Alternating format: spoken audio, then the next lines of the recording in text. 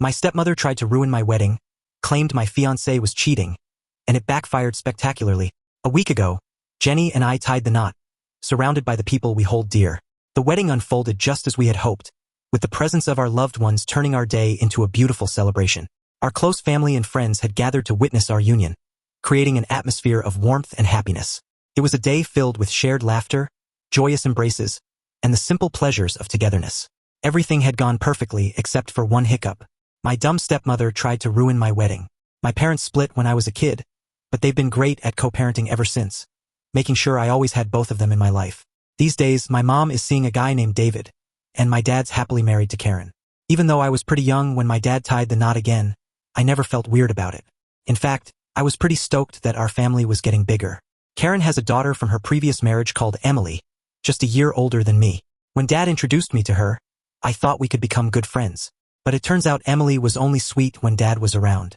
Behind his back, she used to pick on me quite a bit.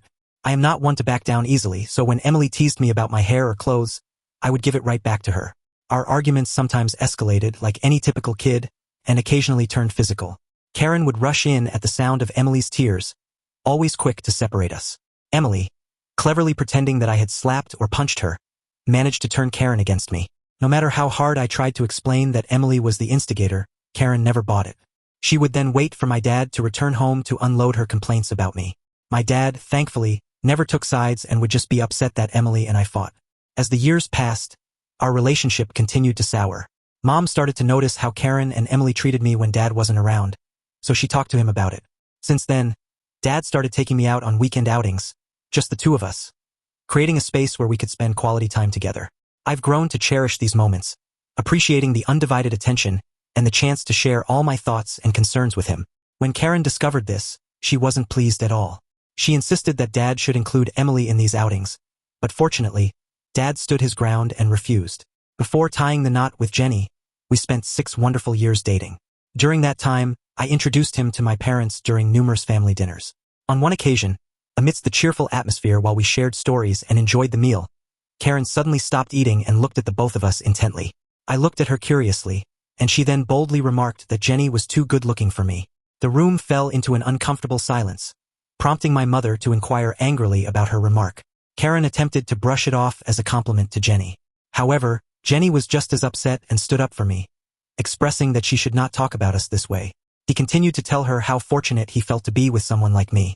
His words brought a smile to my face, and I felt grateful for his support. The dinner continued after that, though Karen's failed attempt at humor lingered like an uninvited guest. Returning home, her words continued to sting, lingering in my mind. It was undeniable that Jenny, standing at 6 feet 2 inches with a well-built physique from regular workouts, fit conventional standards of attractiveness. In contrast, I stood at 5 feet 5 inches and carried a bit of weight. Surprisingly, Jenny had never made me feel insecure about my body. Our love life was healthy, and he never uttered a word about my weight. Despite this, my self-esteem sometimes took a hit, particularly when I noticed other girls admiring him. Karen's comment that night hit close to home, yet the knowledge that Jenny had immediately defended our relationship reassured me. Over the years, Karen continued to make subtle yet hurtful comments about my appearance whenever we were left alone during my dinners with my dad at his place. Whether it was a remark on my choice of clothing or a sly comment about how I should consider hitting the gym more often, her words chipped away at my confidence. These comments, often disguised as concern or casual observations, created a persistent undercurrent of self-doubt. Jenny, whenever he overheard her remarks, always defended me. Besides Karen, Emily wasn't exactly friendly towards me either. She often acted overly familiar with Jenny, getting uncomfortably close and making him uneasy. Despite Jenny expressing his discomfort to her multiple times, she continued to behave inappropriately with him whenever she got a chance.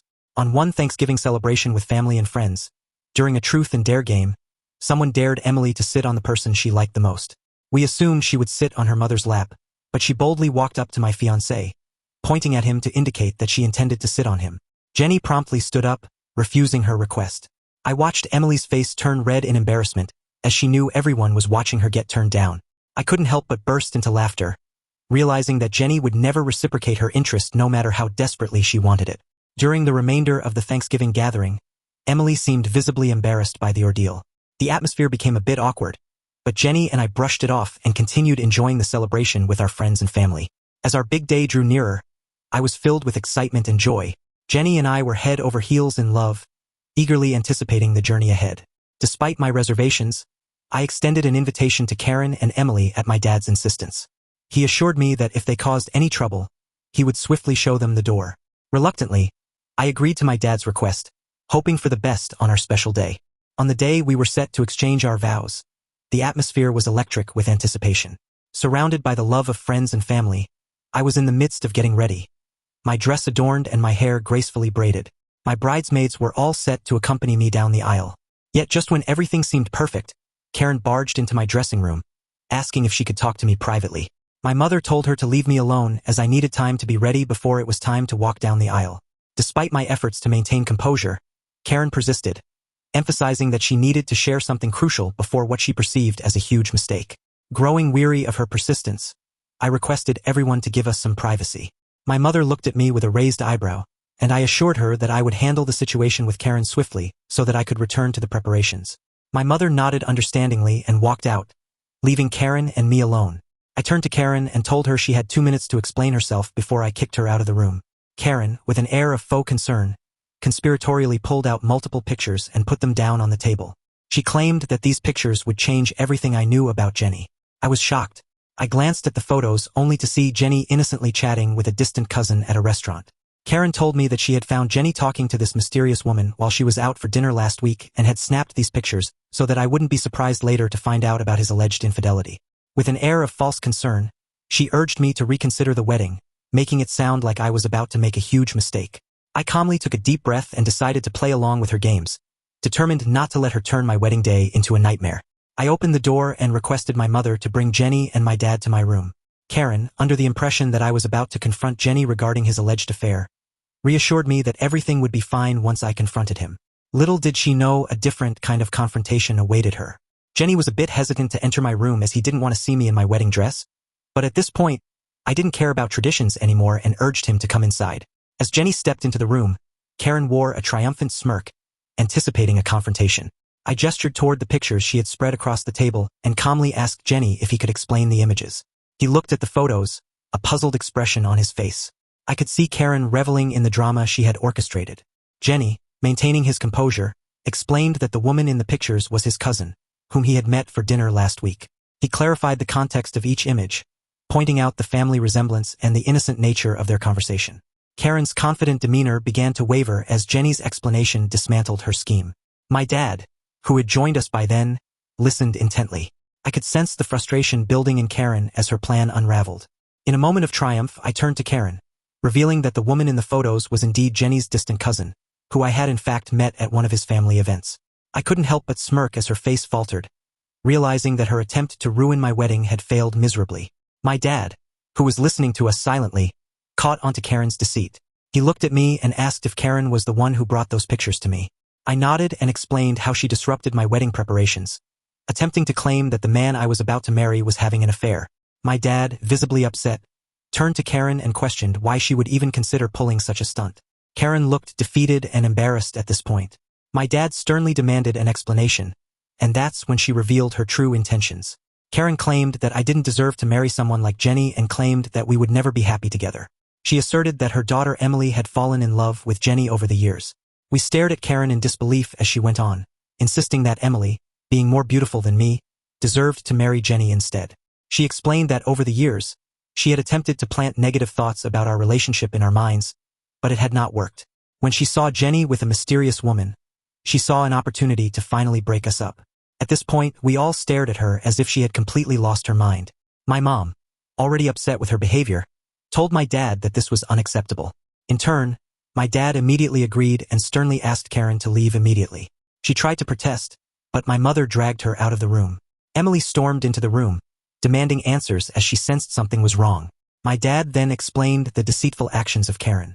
Hearing this, Emily turned her attention to me and, without a moment's pause, started yelling at me. She launched into a barrage of accusations, blaming me for tearing her family apart. I remained calm, trying to explain the gravity of Karen's deceit, but Emily's anger only kept intensifying. Emily sneered, saying my relationship with Jenny was a sham built on lies, and her mother was right to try to break it off. While I tried to defend our love, she laughed it off, telling me that I was deluding myself. She reiterated that she deserved to be with Jenny and claimed he was only with me because he thought I was richer than her, given that I had a fancier job. At this point, Jenny, unable to contain his anger any longer, stepped in. He sternly confronted Emily, setting the record straight. His words carried a mix of disappointment and firmness as he rebuffed Emily's advances in no uncertain terms. He conveyed that he would never be interested in her and thought he had made it very clear to her publicly several times. He pointed out that we were getting married and that neither she nor Karen had any right to spoil our day. Emily, now faced with opposition, hesitated for a moment, realizing that her attempts to sow discord were falling flat. Throughout this confrontation, my father tried to act as a mediator, attempting to bring reason into the chaotic exchange. Despite Emily's relentless accusations, he stood by my side and, eventually realizing that Emily was not going to give up, he asked her to leave our wedding along with Karen.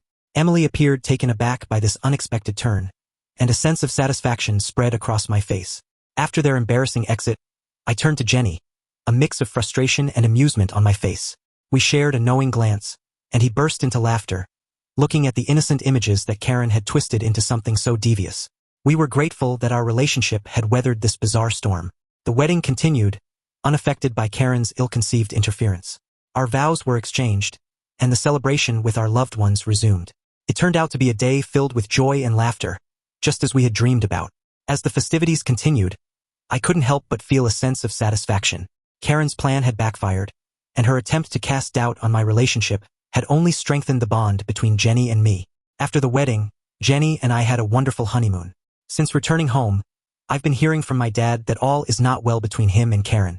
She thinks we were too harsh in kicking her out and blames me for embarrassing her in front of Jenny, my mom, and my dad. Emily, too, has sent me several messages claiming I am sick for embarrassing her mother and continues to warn me that I will never be happy with Jenny. This is starting to get to me, so I would like to know if I'm in the wrong for exposing my stepmother's allegations and then kicking her out of my wedding. Update 1. It's been a few days since my last update. Apparently, one of my bridesmaids, who was my cousin Olivia, had overheard the entire conversation with Karen and Emily that day. She couldn't keep the shocking revelation to herself. Disturbed by what she had heard during the confrontation, Olivia felt compelled to share it with a few close family members. As the news slowly spread, the collective disapproval grew, creating a ripple effect that reached the ears of other relatives. The story of their disruptive actions during my wedding became a topic of conversation within the family, triggering a cascade of disapproval and disappointment. All of our relatives were as shocked as we were when we first found out about their deceitful scheme.